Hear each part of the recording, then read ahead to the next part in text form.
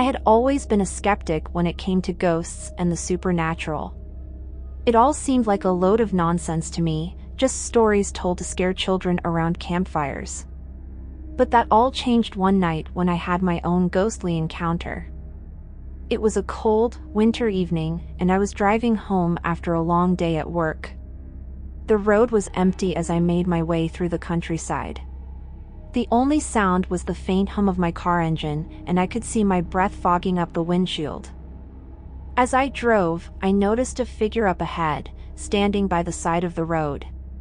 It was a woman, dressed in a flowing gown without a jacket. She seemed to be shivering in the cold, her arms wrapped tightly around herself. I slowed down and pulled over, concerned for her well-being. "Are you okay?" I called out, rolling down my window. The woman turned her head slowly, and I could see her pale, gaunt face.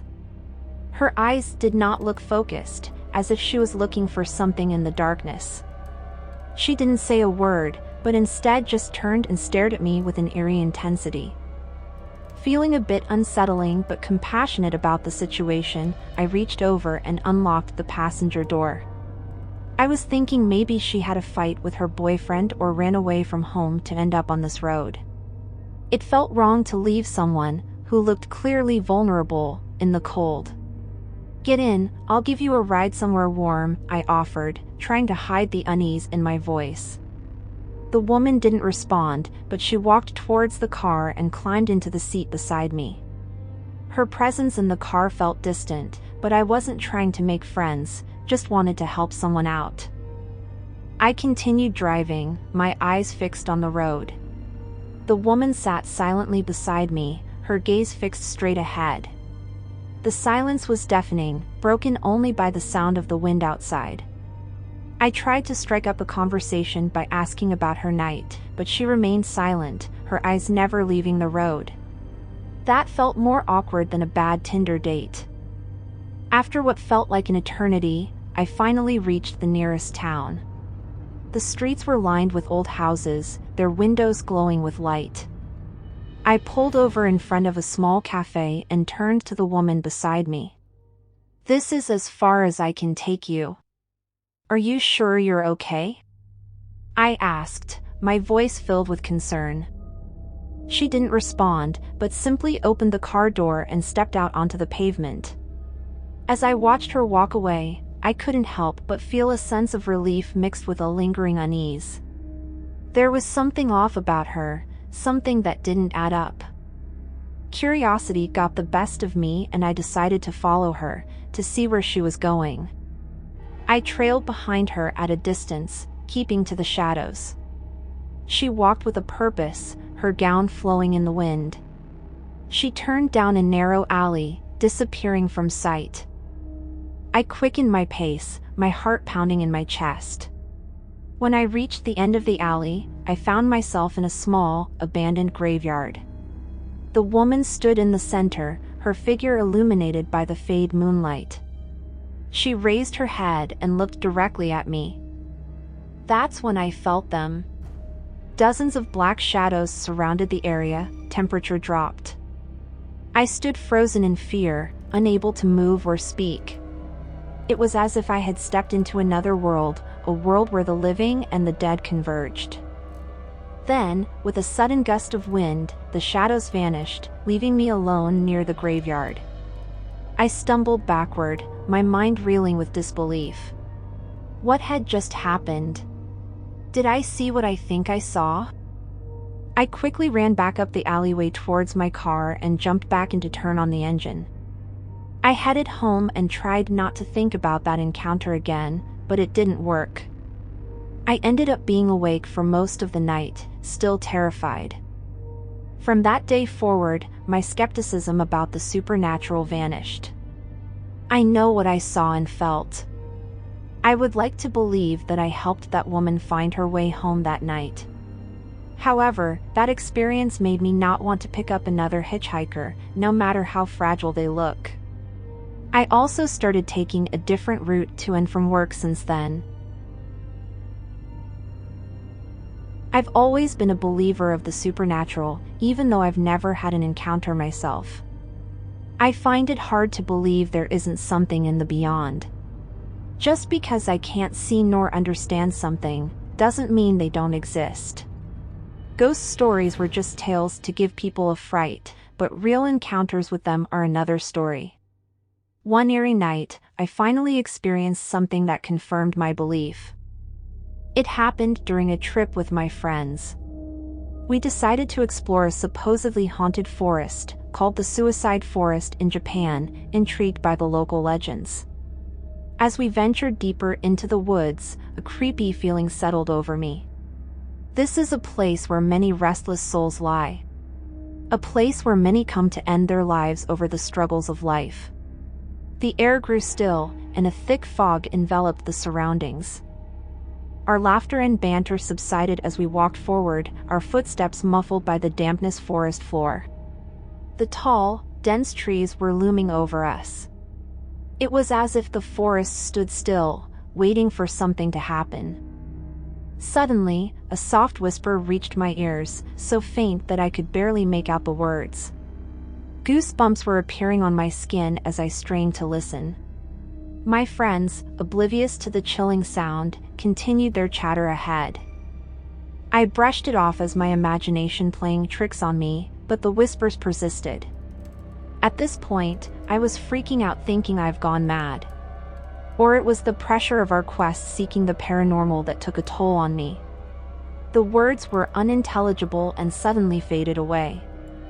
The feeling of unease settled in my stomach, and I was tempted to turn back. But curiosity got the better of me, and I followed my friends deeper into the forest. After all, this is why we were there in the first place, to explore the urban legends. As I ventured further, the forest became darker, the fog thicker. My friends' voices faded into the distance, and I found my legs weakened in fear to keep up with them. I yelled for them to slow down as I couldn't shake the feeling of other presence around me. Suddenly, I stumbled upon a small clearing. My breath caught in my throat as I saw what I think was a figure among the trees. It seemed to notice me and did not move. My friends slowed down to look back if I was okay, while signaling to me with their heads they also saw something in the trees. I stood frozen, my heart pounding in my chest. These were not the friendly ghosts of children's tales. No, these were remnants of people's past, lost souls trapped in this place, where they took their lives. If this figure wasn't a ghost, then who would spend time alone in the middle of the forest at this hour? The figure stood there for a little longer, and without warning, it vanished, leaving me in the clearing. The forest suddenly felt quieter. As I hurried my way back with my friends, a newfound respect for the unknown settled within me. I think that was the last ghost hunting expedition I ever participated. My friends still go on those supernatural quests. And as for me, I am not as brave as I thought I was.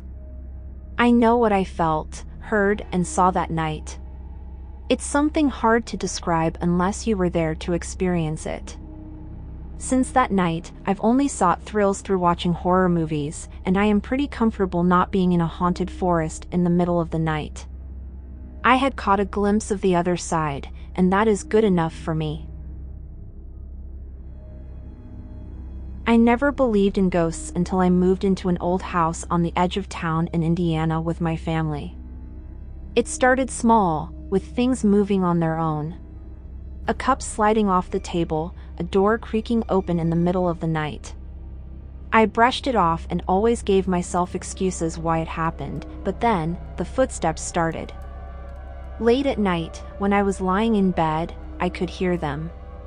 Soft, muffled footsteps pacing back and forth in the hallway outside my room. I tried to convince myself it was just the old house settling, but the sounds were too deliberate, too purposeful. I wanted my wife to hear it too, but did not want to wake her up, so I let it go. On another night, unable to sleep, I decided to investigate. I crept out of bed and tiptoed towards the hallway. The footsteps grew louder as I approached, and my heart pounded in my chest as I reached the hallway.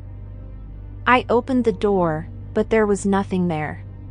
No one walking, no one lurking in the shadows. Just an empty hallway, silent and still. I rubbed my eyes and told myself it was all in my head. Just my imagination playing tricks on me. Again. But the footsteps didn't stop.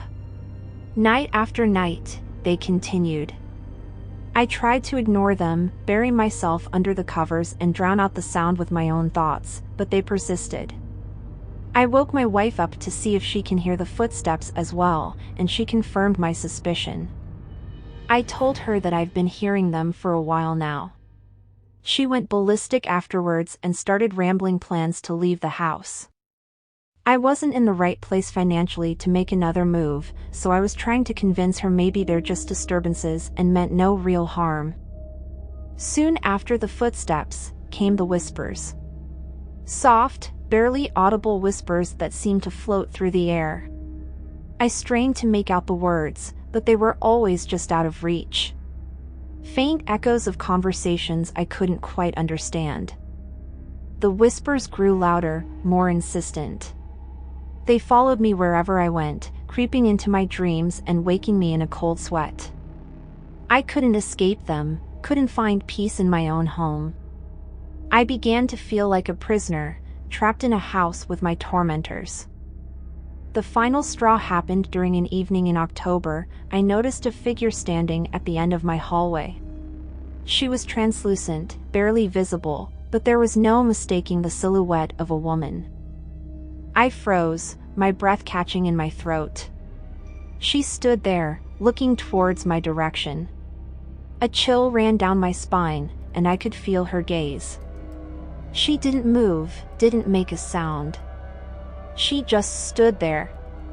Terrified, I turned around and ran.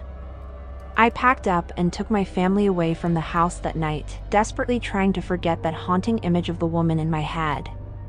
I needed to come up with a plan to move, so that very same night in the motel with my family, we were hunting for other places to rent. I was willing to break my lease and pay the penalty because of that experience. After a week, we found a place in Gary. We expedited the move as quickly as possible and only went back during daytime to pack our belongings. I had to pay a hefty penalty and took out a bank loan for that. In my perspective, money can be made again, but living in a house full of spirits was just not worth the mental anguish. But still, every now and then, I can still hear those footsteps, still hear the whispers and see the image of that woman, lingering in the corners of my mind when I am asleep.